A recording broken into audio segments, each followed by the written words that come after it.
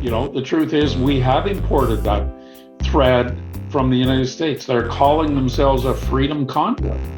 Well, give me liberty or give me death is not part of the Canadian tradition. Welcome to Canusa Street, a podcast at the intersection of the issues and policies between Canada and the United States. Here are your hosts, Scotty Greenwood and Chris Sands.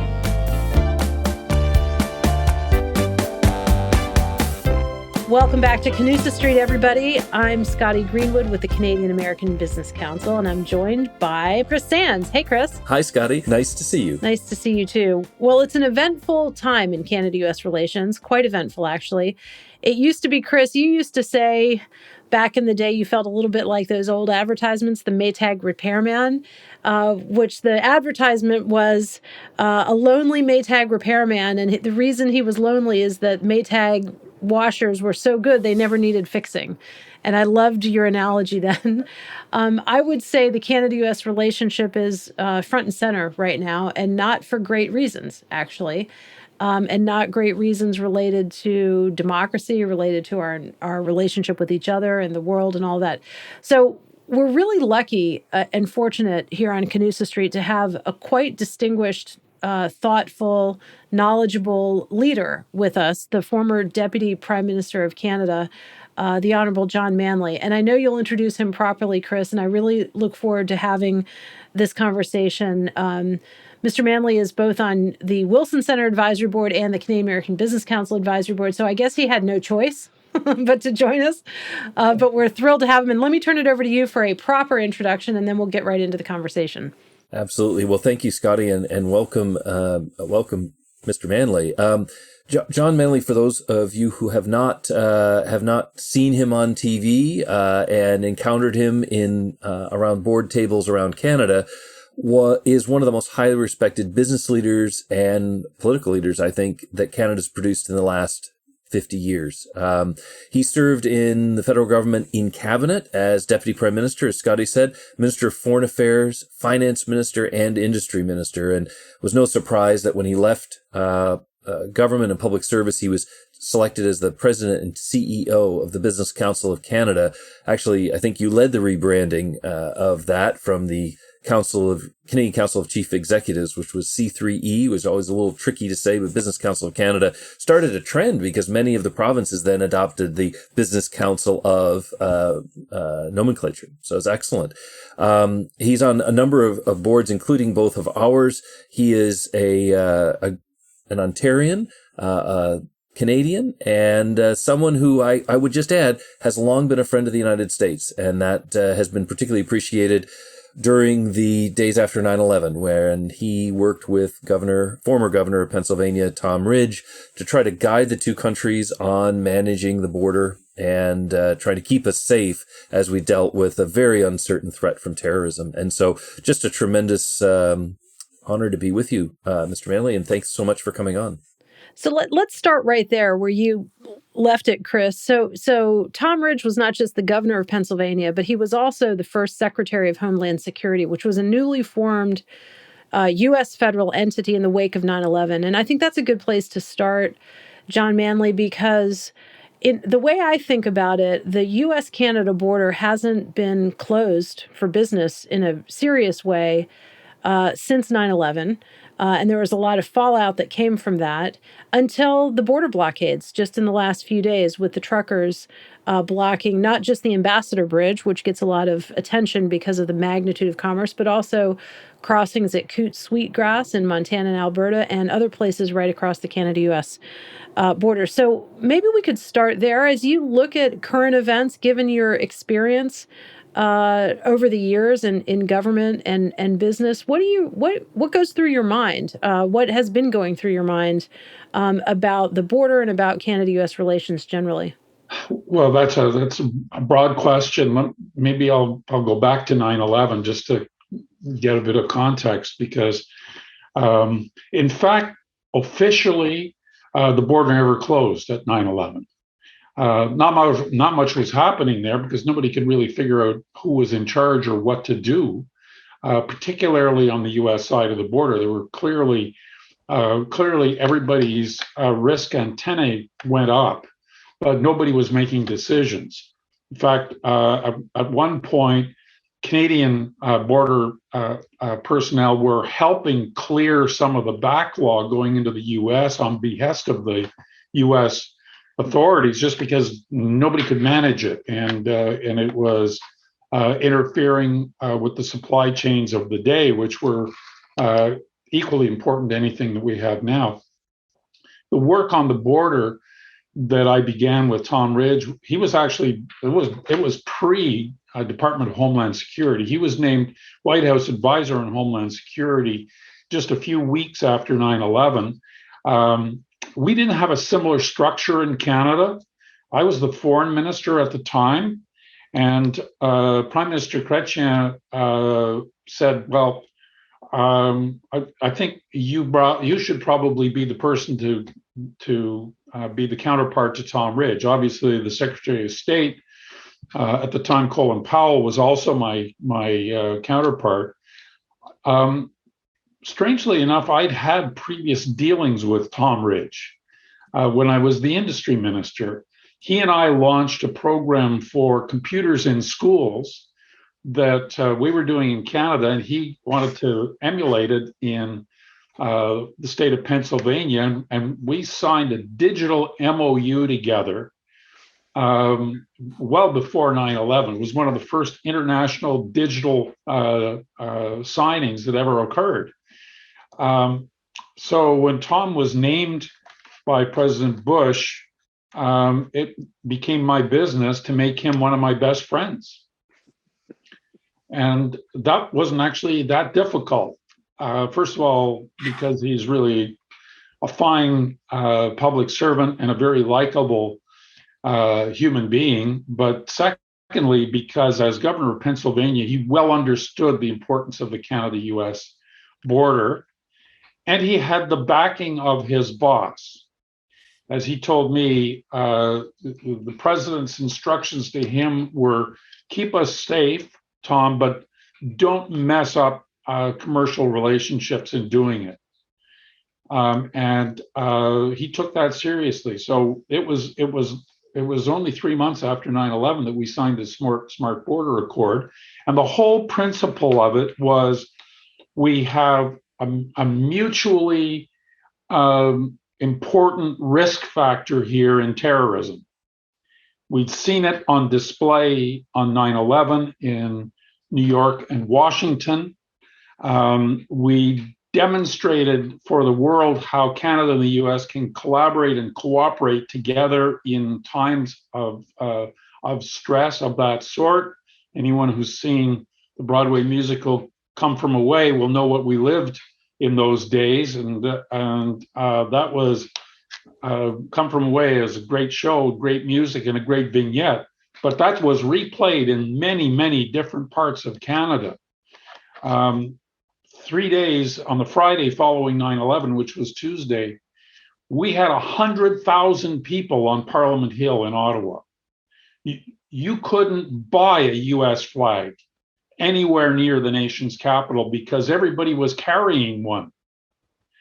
And I think it was a moment in time when the deep and complex relationship, commercial, personal, value-based, was on full display for the world to see. So that's a kind of an indirect way of getting at your question. I think fundamentally, not much of that has changed. There have been issues that arise between us in the relationship. I would have to say that President Trump didn't make things easy for a number of years. I see he's casting aspersions at the Prime Minister of Canada from the sidelines today, which in ordinary times I'd say that clearly indicates that he never wants to be president again, because otherwise he'd pull his punches. But of course, he's not got much of a filter on those things. So I won't attribute that belief. But we also saw the difficulty working with him at the G7 summit in Charleroi. We saw in the early stages of COVID his attempt to ban PPE exports to Canada. I'd have to say that it did interfere with what was the normal, which I still believe is the case, the normal relationship. So where are we today with, difficulties at the border? I'd say once again, it's a passing phenomenon. The Ambassador Bridge was blocked only for a couple of days, as was Coutts, Alberta. It's inconvenient. It's difficult. Bigger problem in winter for Canada than it is for the U.S. because a lot of our groceries were coming across that bridge, but lots of exports going the other way. Auto sector also agri-food, and what it does for users of the border as importers or exporters is that it highlights a risk factor, which we've always acknowledged, we've known was there. But I think given the obstructions of the past couple of weeks, it's going to need to be addressed by Canadian governments, federal, provincial, and municipal, to ensure that we can reduce the risk that this could happen on a moment's notice again, but secondly, really address some of the concerns that are being felt, especially in the business community on both sides of the border, about how big a risk that actually could be. Thank you for that. And thank you for joining us, by the way. If I didn't say that at the beginning, we're very grateful to you. I want to talk a little bit, just to follow on what you just said, because I think I agree with most of it, but let me challenge you on one thing. Thanks a lot to specifically your leadership when you were in government and then subsequently in the private sector. The two federal governments, Canada and the United States, really did coordinate better on how to manage our common border for the last 20-something years. But even when the pandemic happened, in March of 2020, the decision was made in about 72 hours to close our border to, I'll call discretionary travel, right? But to keep it open to essential commerce, or quote unquote essential commerce. That decision was made jointly. It was quick, it was clear, and it was done quite well, I think.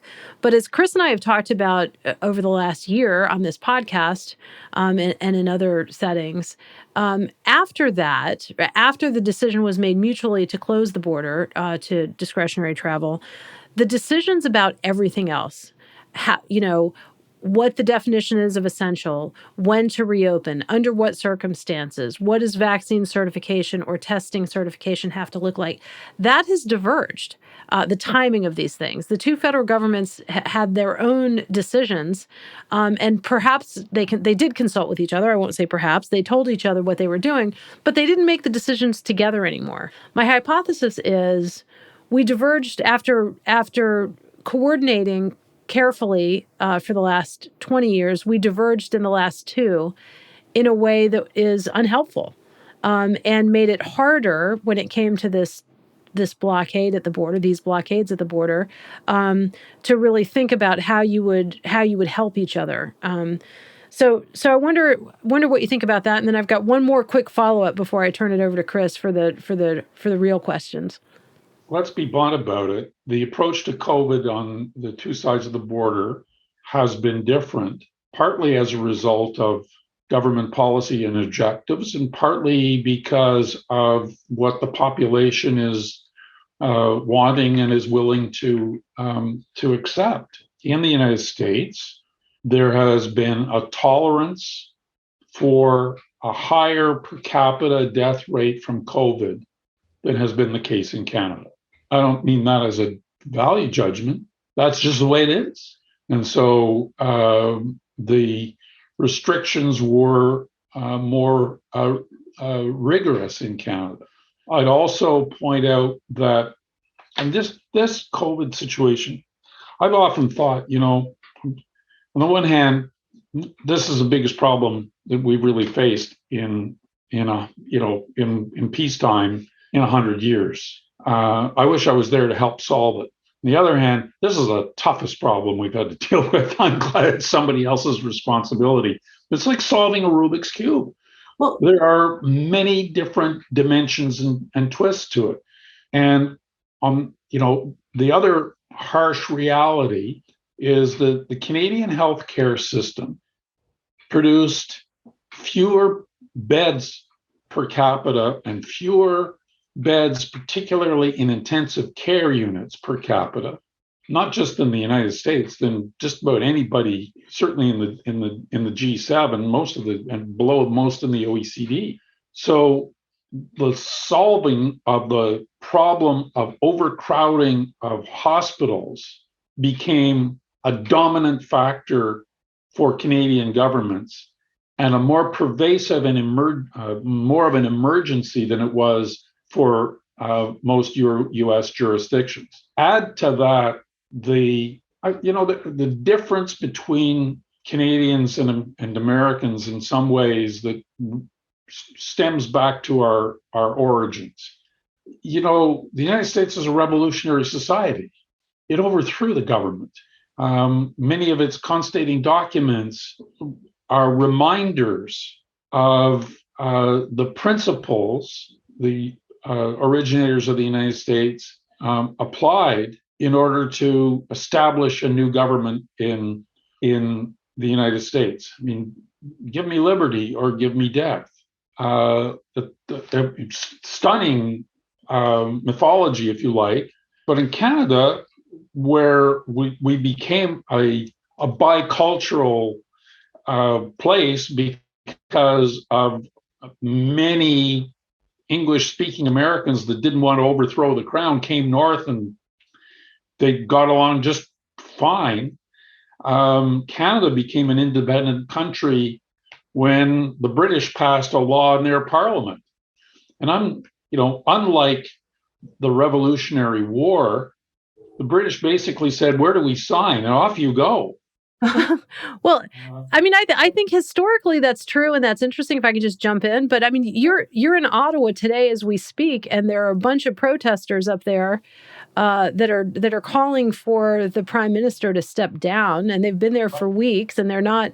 So I don't know if that revolutionary zeal is only historic and only American at this point. I think there's a lot of anyway. Would love for you to talk about that a little bit, but also in that context, let me just ask this: if you were Prime Minister today, would you have evoked the Emergency Measures Act, and what do you think about that to deal with this phenomenon? Well, let me remind you though that the Canadian acquiescence to government, deeply rooted in the belief that government is benign, goes back to our origins. And so the level of compliance in Canada has been much higher. And even among the truckers, depending on whose numbers you count on, the vast majority are fully vaccinated. And by the way, the introduction of the rule that they must be fully vaccinated to do international, i.e. Canada-US trucking, it does mirror the US rule. Yeah, no, I agree. I don't disagree with that. But you're sitting there under protest right now, right? Like you got a bunch of presumably truckers outside your window somewhere. They're not honking because they're not allowed to. But anyway, I'd love for you to think about or talk to us about that. They are honking. Okay. The injunction only lasted so long. And I think they are a bit of an aberration from Canadian practice. And that's one reason they're here so long, because nobody actually believed that they would do this. The truth is we have imported that thread from the United States. They're calling themselves a freedom convoy. Well, give me liberty or give me death is not part of the Canadian tradition. We love to point out our Constitution is based on a promise of peace, order, and good government. And for the most part, Canadians are satisfied with 2 out of those 3, being the first 2. So, and I think that we need to recognize the need that there is in all of our democracies for, first and foremost, peace and order. It was one of the things that Tom Ridge had to address after 9/11. How do we ensure that people are secure? How do they go about their daily lives not being in fear? And so what the protests have demonstrated is a degree of lawlessness, of indiscretion with respect to recognizing the authorities and what they stand for and what they can do. It's probably, I don't know if it's unprecedented in Canada. It probably goes back to the Great Depression, that we've had any kind of demonstration like that when unemployed took rail cars toward Ottawa, the Winnipeg strike of 1919. Very few examples of this kind of disorder in Canadian history. What would I do? First of all, I have the feeling that the federal government, which stayed on the sidelines for almost 3 weeks, saying things like, this is for municipal authorities, this isn't our issue, began to realize that they were wearing it. And what often, you'll remember this, Scotty, when you're in government, sometimes people will say, something must be done. This is something, therefore let us do it. And I have to say, I think that the Emergencies Act, and other than the financial components of it, have not added any rules or laws that were not already extant, especially after the Premier of Ontario declared an emergency a week ago. Our problem here is enforcement, and a coherent plan across levels of government to apply enforcement in a measured way that ends this ideally peacefully, but ends it. And I think what we're now seeing is that the protesters are dug in. The declaration of the Emergency Act has given them even less to lose than they had before. And the policing job is going to be even more difficult.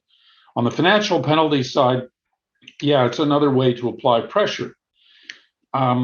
What has seemed to me to be the case, Scotty, is that from my perspective, the lack of ability to really surround this demonstration, to cut off its supply lines and to disrupt its communications is the core of the problem.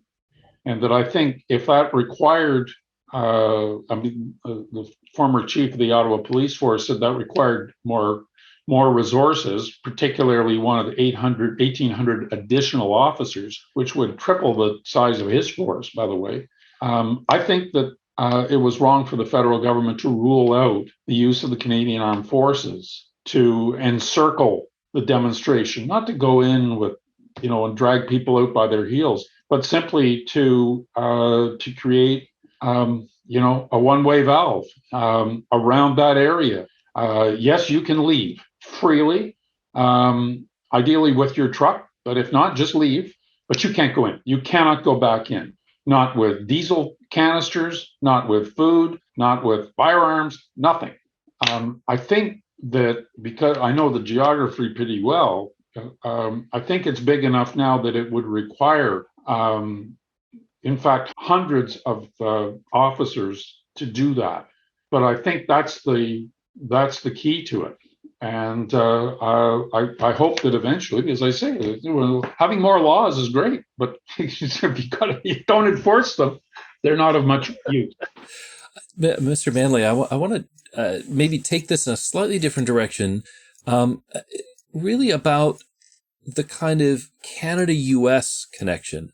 You mentioned Tom Ridge, and I first got to meet him when he was a member of Congress back in 1995, and we were talking a little bit about Canada, and he told me that he represented Erie, Pennsylvania, where you could get the CBC over the airwaves, and he had listened to it a lot. He had a real affinity for Canada, but our growth and the diversity of both societies, I find it's rarer and rarer to find senior Americans who have a lot of Canadian experience. Maybe they know someone.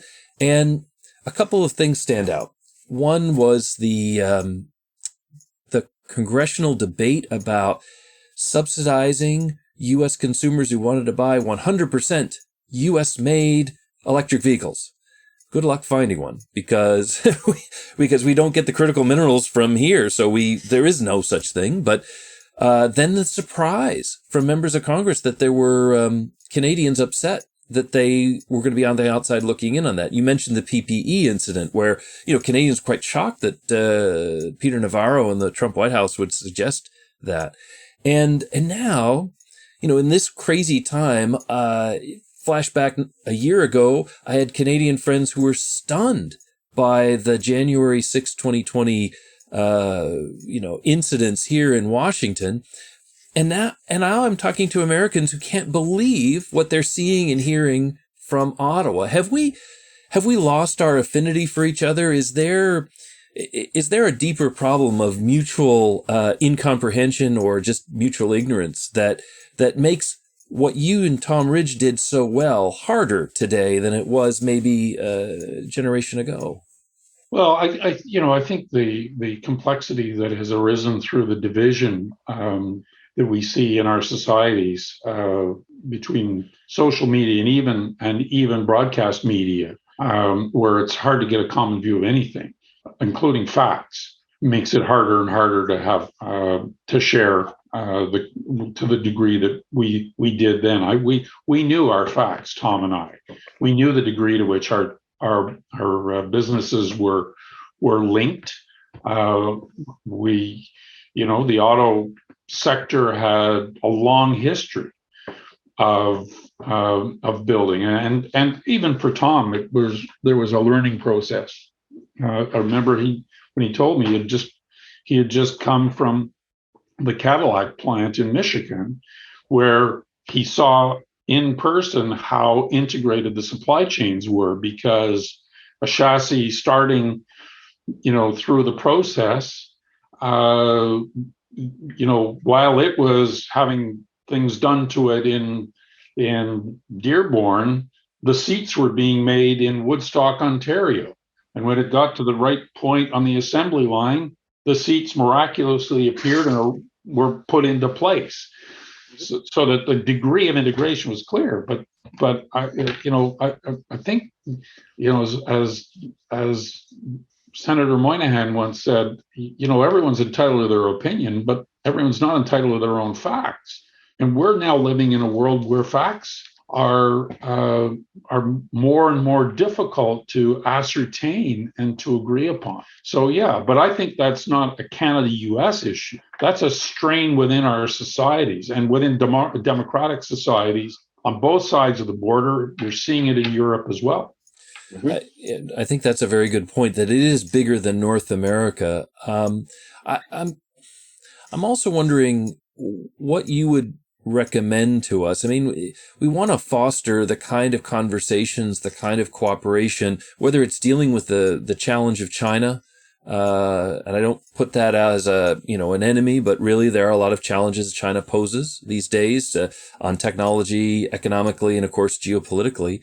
The challenge of Russia and Ukraine. It feels as though the world is becoming more dangerous, and nothing worries me more than the sense that maybe Canada and the U.S. don't face those things together. And during the two Michaels incidents with Meng Wanzhou in Vancouver, it seemed like the U.S. and Canada were, at least to the outside observer, not that well coordinated on China. Now we're talking about what we're going to do on Ukraine, and it does seem to be again a kind of uncoordinated effort across NATO.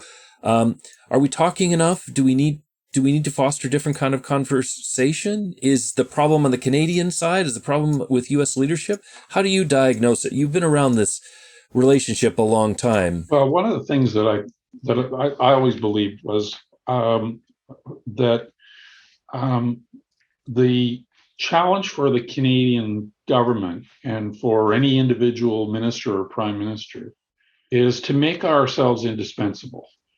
When you look at the numbers, we're very dispensable. But we could go places and do things that sometimes the U.S. couldn't go. We were invited into rooms into which the U.S. was not invited. And we saw it play out certainly between Prime Minister Chrétien and President Clinton, that kind of utility that President Clinton appreciated because of the fact that Canada was seen differently. We're not a superpower. We've never been a colonial power. We even speak French. That's those are important differences. So I think there's been, over the last number of years, there's been a dialing back of seeing that as a mission for Canadian governments. Withdrawing ambassadors, not visiting, cold shouldering Russia. One incident during the Obama administration when the Arctic Council was to meet in Canada, and the Canadians didn't want the Russian foreign minister invited, even though Secretary Kerry was looking for an opportunity to have a bilateral. That's not the sort of thing that would have happened in the past. And I think, even in my time, post 9/11, I was invited to visit Tehran by the foreign minister. Wow. I called Colin Powell, and he said, "Oh, please go see what there must be a reason they're asking. I'd like to know." He knew that they would find it easy to have the Canadian, but not easy to have the U.S. And it was a channel. Well, we haven't had an ambassador in Tehran for the last, I don't know how long, 15 years. That means that is cut off. Our former foreign minister, now deputy prime minister, is unable to visit Russia. We were always a communications vehicle. We fed the Chinese in the 1950s during the Great Leap Forward, when many Chinese were starving, and the Diefenbaker government found a way to feed them, and that led a decade later to Canada being one of the earliest Western countries to recognize the Chinese. But we found it was politically useful, perhaps, to be moralistic with some of these governments, rather than thinking, how can we be helpful to the Western alliance by maybe keeping a lower profile and doing some listening as well as talking. So I think that utility function is something that we have lost sight of, and that's a Canadian fault, not a U.S. fault. Well, as you talk about the world stage and these big global issues, I can't miss the moment, Minister, to ask you about Afghanistan, because our listeners may or may not know that you were appointed actually by a conservative prime minister, you being a liberal leader yourself, but to look at Afghanistan back years ago and look at Canada's role in it. So I wonder if you could just spend a moment or two talking to us about your thoughts at the time, and then, more recently with the decision to pull out of Afghanistan that the U.S. led, what you think about it now. Well, first of all, when I was foreign minister, I was foreign minister at the time of 9/11.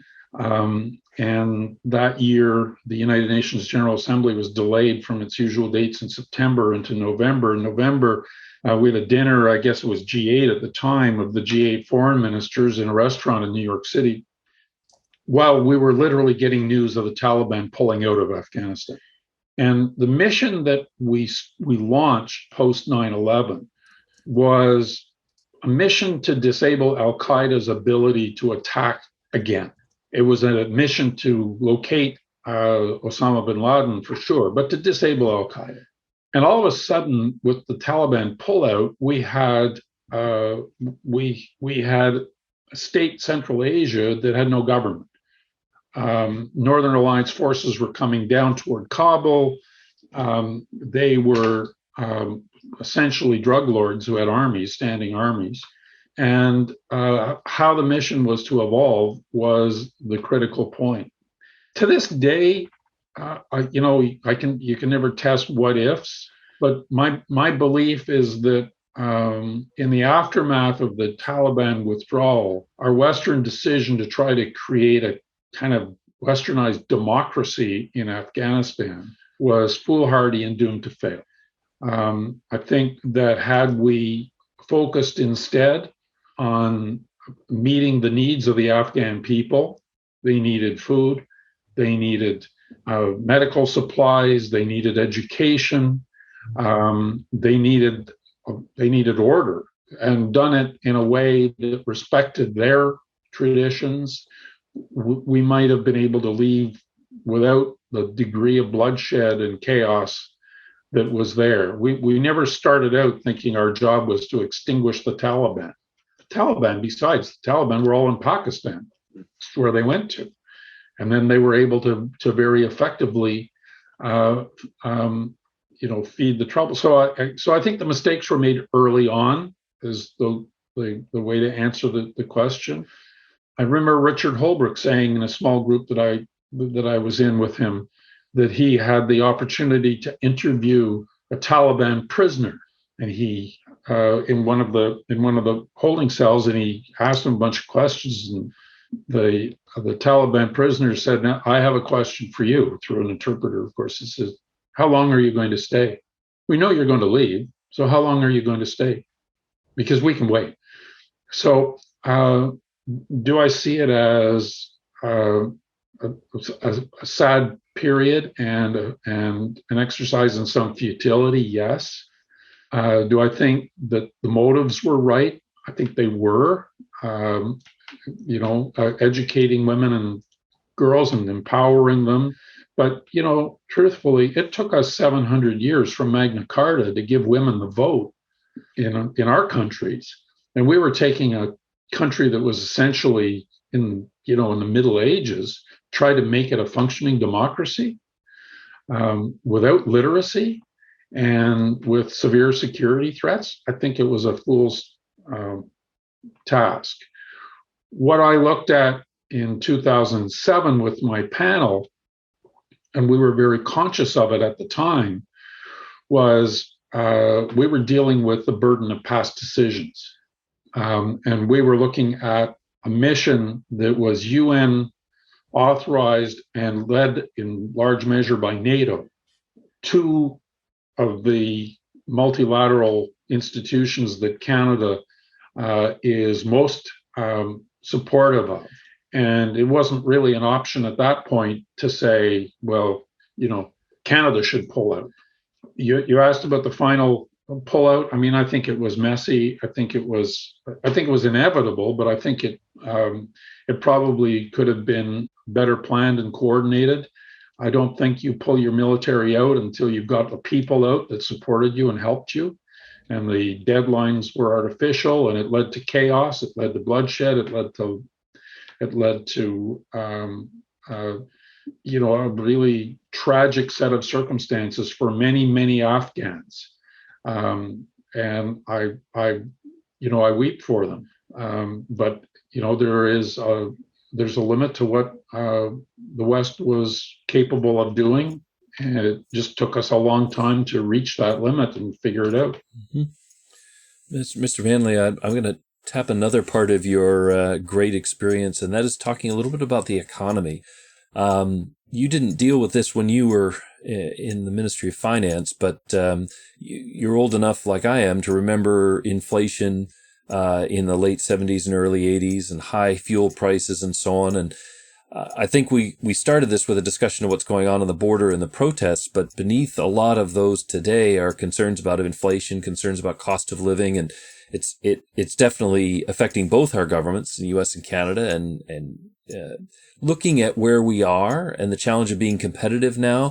What concerns you most about our economic situation, and if you could target one or two things that we could do to get ourselves back on track and put us in a more competitive position, what might you flag? Well, I think the key thing for us is going to be to make sure that we we begin to build the investment side. I know from my work on boards of financial institutions that what we've seen both in Canada and the United States during COVID is quite a remarkable increase in bank deposits. People have been, governments moved in as they needed to do to replace people's lost income. They more than replaced it, and saving rates have gone up remarkably. And I think when you combine that with supply chain disruptions, you're bound to have inflation. So it's on both sides. We've got the cash to spend, and we've got supplies being limited. Seeing it in housing markets first and foremost, but in consumer goods and other supplies as well. So I think that what we need is investment in building capacity in our economies to offset the supply shortages. I think that we are going to look to the central banks to be very judicious as they unroll some of the measures, particularly the quantitative easing shift, that they not provoke a recession, that interest rates spike, and that we see growth just freeze. Again, like with COVID, we're really uncharted territory here. Looks a little bit like the early 70s when we had low growth and higher inflation. Canadian number this morning came in at 5%, which is a stunningly big number for inflation in recent years. When one of the great measures in 1982 to reduce inflation was called 6 and 5. We were targeting 6% and 5% in 2 years in succession. We haven't seen a 5% since then. It's always been lower than that. Lots of folks have taken on big mortgages. They're going to see them renewing at higher rates of interest. I think there are a lot of worries that I have here, Chris, that we could, without a really almost surgical display by the central banks, cause things to tip the wrong way. Yeah, I worry about that too, and I don't want to send our listeners, ready to jump off a building. So I want to maybe point to something that, at least to my eye, seems like a good thing, but maybe really your opinion, I think, is probably more valid on this, which is our trade relationship. And if we'd had this conversation 3 years ago, we might have been talking about the end of NAFTA, because it seemed as though we were on a course to blowing the thing up that had actually benefited both countries quite a lot. Now we have the USMCA. We're 1 year in. We're making some progress. It's not the same. It's a different kind of agreement in some ways, but it's there. And the Biden administration does not have trade promotion authority to negotiate new trade agreements, but at least for now, Canada and Mexico have that access. And of course, Canada also has the TPP or CPTPP with the Pacific Rim. Canada has trade relations with Europe, the CETA, but also a bridge to the UK post-Brexit. So you have a lot more of these trade relations, but at the heart of it, you've got some sense that your access to the U.S. market is solid. Even from Trump through the Biden administration. How do you feel about the situation in global trade? And do you think the USMCA really is a good insurance policy for the Canadian economy, or do you regret that it kind of deviated from some of what we'd had in the past, including with Canada-US free trade? What's your view? At the end of the day, the USMCA is a pretty important renewal of NAFTA. NAFTA, as you say, Chris, worked well for both countries, but it was old. I mean, came into force in 1994, and lots of things have changed. So USMCA has updated it, modernized it, have dealt with a lot of issues that were waiting to be dealt with. So I think it's a good thing. There are always going to be irritants. There are always going to be actions by governments that forget that they are governed by a trade agreement.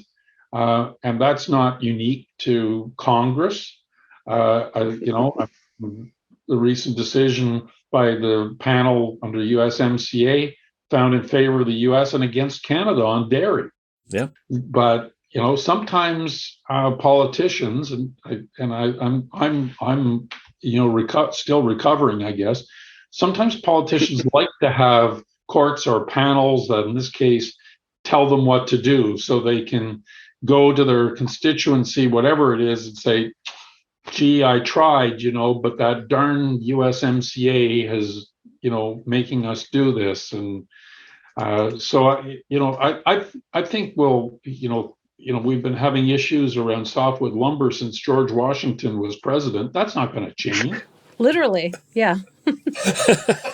Literally, yeah. It was the Commonwealth of Maine that was involved, when it was later became part of New Hampshire. So these things will happen in a big, complex relationship, but fundamentally, it's sound. And I'm an example. I've got two grandsons that are both U.S. citizens. Those links and ties between Canada and the U.S. are unlike anything that exists between any other two countries.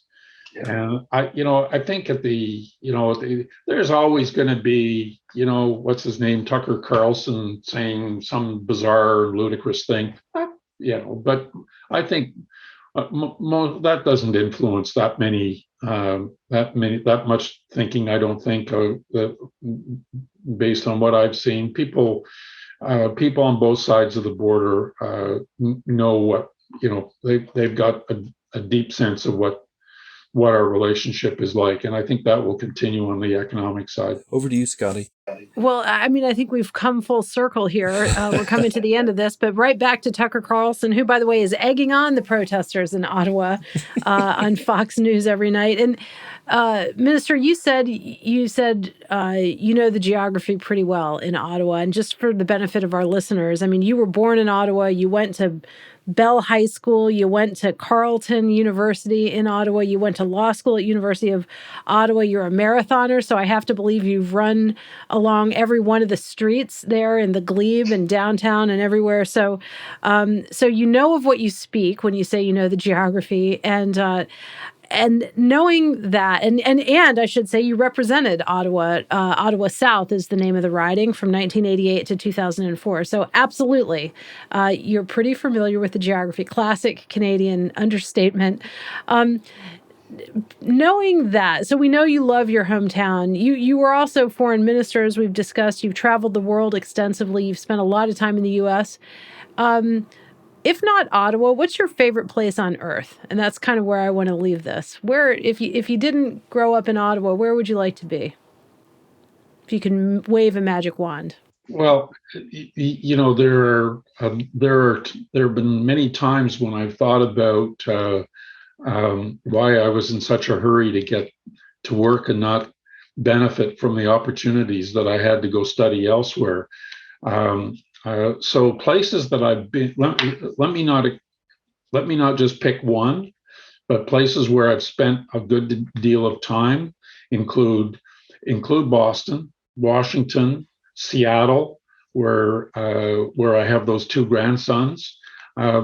These are great places, and I love them. But I also, in the past, I'd have said that my three favorite cities in the world were London, New York, and Hong Kong, just because they are big. I've now got Hong Kong on kind of a watch list, right? And I have to say, since Brexit, London's on a bit of a watch list too, and we haven't been able to go to New York during COVID, at least not the New York that I love. But in a post-COVID world, I hope to be in New York as soon as I can.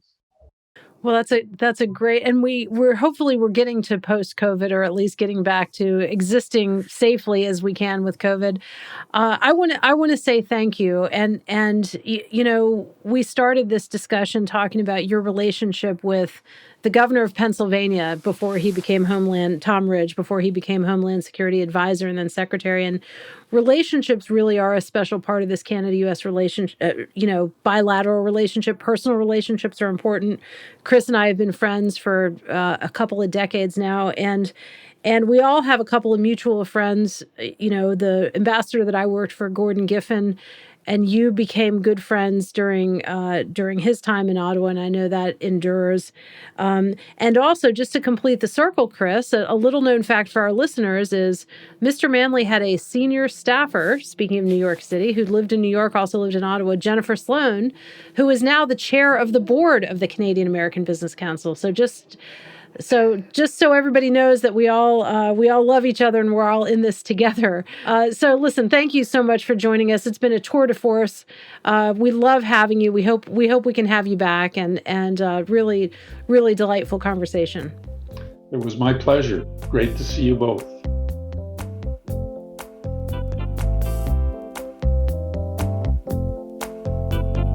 That was amazing, Scotty. John Manley, someone who I've followed, and I know you've followed for a long time, but what eloquence to be able to hit so many notes and really a tour de force, as I think you said. Well, absolutely. And when you introduced him, you said, one of the most consequential leaders in 50 years. And I thought, only 50? Maybe one of the most consequential leaders in Canadian politics ever. I guess history will be the judge of that. But he, just for our listeners, we didn't prep him at all. We didn't say, here's what we want to ask you. We just literally sent him an email, I think yesterday, and said, we'd like to talk to you. And luckily, he's stuck in his place in Ottawa and he had time. So anyway, what a phenomenal conversation across so many different topics. And I look forward to having him back. I hope we have him back. Yeah, no staff, no handlers, and no BS. He went straight to the issues, and I think that's something we need. Refreshing candor in Canada-U.S. relations, underlying real compassion and friendship and commitment to this relationship. That's the best mood on the street. So always welcome on Canusa Street. That's right. We'll take it. Thanks, my friend. We'll see you next time. See you soon. This podcast is brought to you by the Canadian American Business Council and the Wilson Center. If you like this episode, help others find our show and give us a rating on Apple Podcasts or Spotify.